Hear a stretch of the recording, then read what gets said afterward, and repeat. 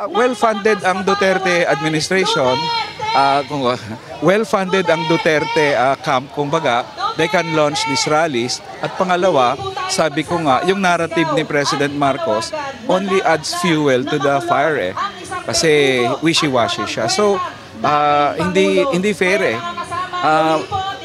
ang mga biktima lumalabas tapos sila ang natatamaan kasi Malacanang is wanting to keep its distance from the issue. So, ang pinaka-protection dapat dyan, sila, President Marcos, will ensure na hindi na gagalaw ang mga biktima, hindi na gagalaw ang mga abogado ng biktima, and of course, ensure nila na ang narrative nila, aminin na nila, nag-cooperate ang Pilipinas, period. At wala nang masyadong wishy-washy na walang jurisdiction ng ICC o ano paman. So last na lang pala, in the spirit of being the kick-off ngayon ng local, political question, if the human rights and accountability agenda did not win in 2019, hindi nanalo ng 2022, what's your hope that it would win this time around? Well, sa akin, ang hope ko talaga dyan is that the crimes of President Duterte are clear.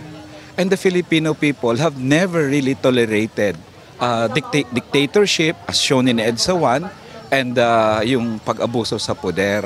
So that is our hope.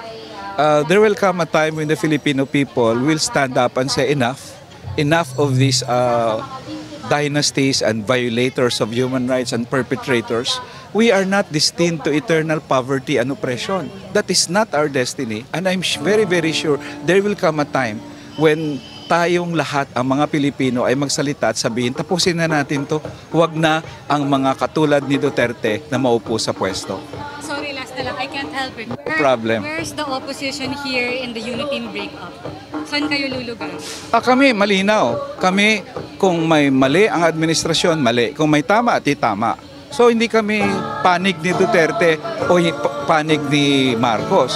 This is not about politics. This is about justice. So, saan kami panig?